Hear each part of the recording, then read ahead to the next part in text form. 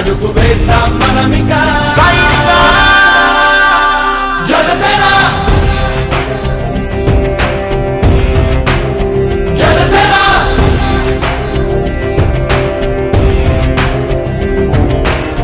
పాలించే పదవుల కన్నా సామాన్యుడి క్షేమం నిన్న